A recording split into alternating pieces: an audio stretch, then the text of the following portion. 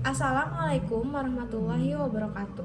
Saya Siti Saripa dari kelas B3 Manajemen dengan NIM 1121118 akan mempresentasikan materi 1 semester Pendidikan Agama Islam. Yang pertama yang akan saya bahas yaitu bab 1, kematian dan dorongan untuk mengingatnya. Yang kedua bab 2, keutamaan sedikit angan-angan. Yang ketiga bab 3, dahsyatnya sakaratul maut dan yang mesti dilakukan saat itu. Yang keempat yaitu bab 4, wafatnya Rasulullah dan para khulafaur rasyidin. Nah, di bab 1 ini saya akan menjelaskan tentang kematian dan dorongan untuk mengingatnya. Yang pertama, keutamaan mengingat kematian dalam semua keadaan. Rasulullah juga bersabda, seandainya binatang-binatang ternak tahu seperti yang diketahui memakan, sangat genuk daripadanya. Hadis riwayat Baihaqi. Nah, alasannya yaitu karena ingat kematian secara otomatis akan menimbulkan rasa tidak suka terhadap dunia yang syarat dengan tipu daya dan mendorong seseorang untuk mempersiapkan diri buat kehidupan akhirat. Sebaliknya, lalai dari mengingat kematian akan mendorongnya untuk tenggelam dalam kesenangan duniawi. Selanjutnya, Rasulullah bersabda, kematian adalah hadiah yang sangat berharga bagi orang yang beriman.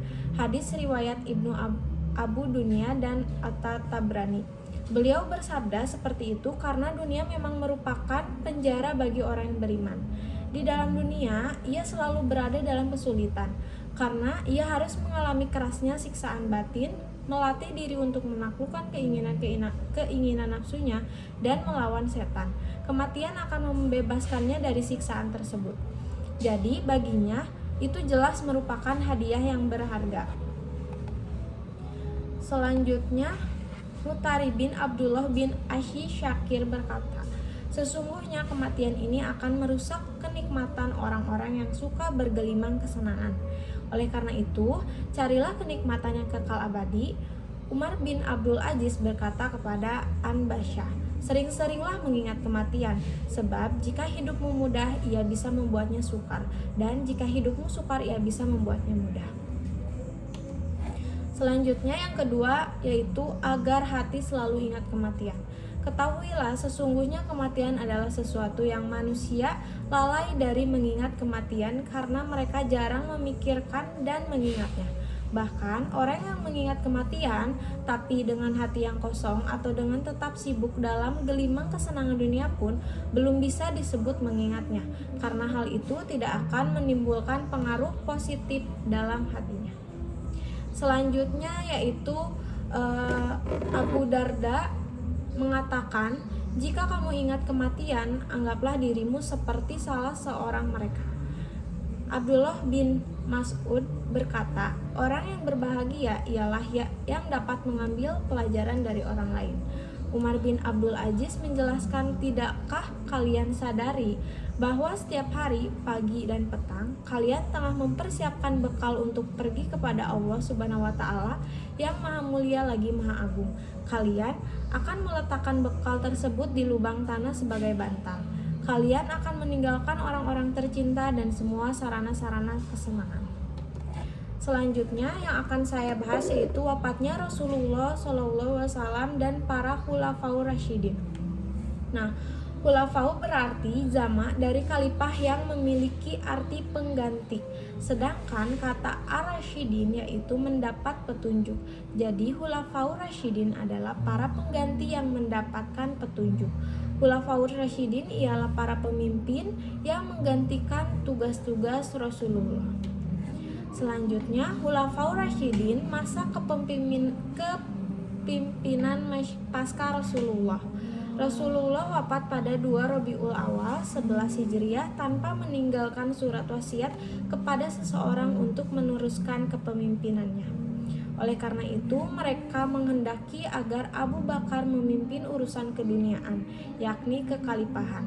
Kelompok yang lain berpendapat bahwa orang yang paling berhak atas kekhalifahan adalah Ahlul Bait Rasulullah, yaitu Abdullah bin Abbas atau Ali bin Abu Thalib.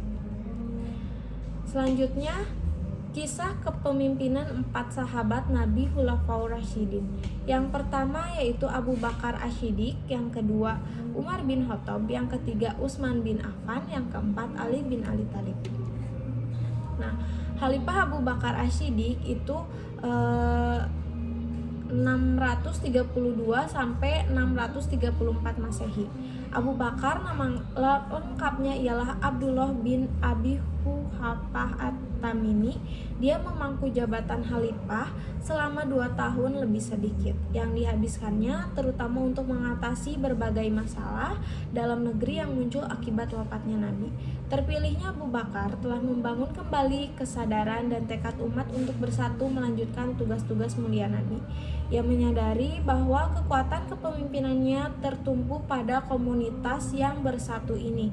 Yang pertama kali menjadi perhatian khalifah adalah merealisasikan keinginan Nabi yang hampir tidak terlaksana, yaitu mengirimkan ekspedisi ke perbatasan Suriah di bawah pimpinan Usamah. Hal tersebut dilakukan untuk membalas pembunuhan ayahnya Zaid dan kerugian yang diderita oleh umat Islam dalam perang Mu'tah. Selanjutnya yaitu kisah Umar bin Khattab 634 sampai 644 Masehi. Nah, Umar bin Khattab ini nama lengkapnya yaitu Umar bin Khattab bin Nufail, keturunan Abdul Uzza al-Quraisy dari suku Adi, salah satu suku yang terpandang mulia. Umar dilahirkan di Mekah 4 tahun sebelum kelahiran Nabi. Umar masuk Islam pada tahun kelima setelah kenabian dan menjadi salah satu sahabat terdekat Nabi. Kemudian oleh Rasulullah dijadikan sebagai tempat rujukan oleh Nabi mengenai hal-hal yang penting. Ia dapat memecahkan masalah yang rumit tentang siapa yang berhak menggantikan Rasulullah dalam memimpin umat setelah wafatnya Rasulullah. Selanjutnya kisah Utsman bin Affan, yaitu pada tahun 644 sampai 656 Masehi. Nah, khalifah ketiga adalah Utsman bin Affan. Nama lengkapnya ialah Utsman bin Affan bin Abil As bin Umayyah dari suku Quraisy juga. Ia memeluk Islam karena ajakan Abu Bakar dan menjadi salah seorang sahabat dekat Nabi. Meski memiliki kekayaan yang melimpah, tapi Utsman berlaku sederhana dan sebagian besar kekayaannya digunakan untuk kepentingan Islam. Ia mendapat julukan Zun Nurain, artinya yang memiliki 2 cahaya, karena menikahi 2 putri Nabi secara berurutan setelah salah satu meninggal. Selanjutnya Ali bin Abi Thalib, kisahnya yaitu di tahun 656 sampai 661 Hijriah. Nah, khalifah keempat adalah Ali bin Abi Thalib. Ali adalah keponakan dari menantu Nabi, Ali putra Abi Thalib bin Abdul Muthalib. Ia sepupu Nabi yang telah ikut bersamanya sejak bahaya kelaparan mengancam kota Mekah. Demi untuk membantu keluarga pamannya yang mempunyai banyak putra, Abbas, paman Nabi yang lain membantu Abu Thalib dengan memelihara Ja'far atau anak Abu Thalib yang lain. Ia telah masuk Islam pada usia sangat muda.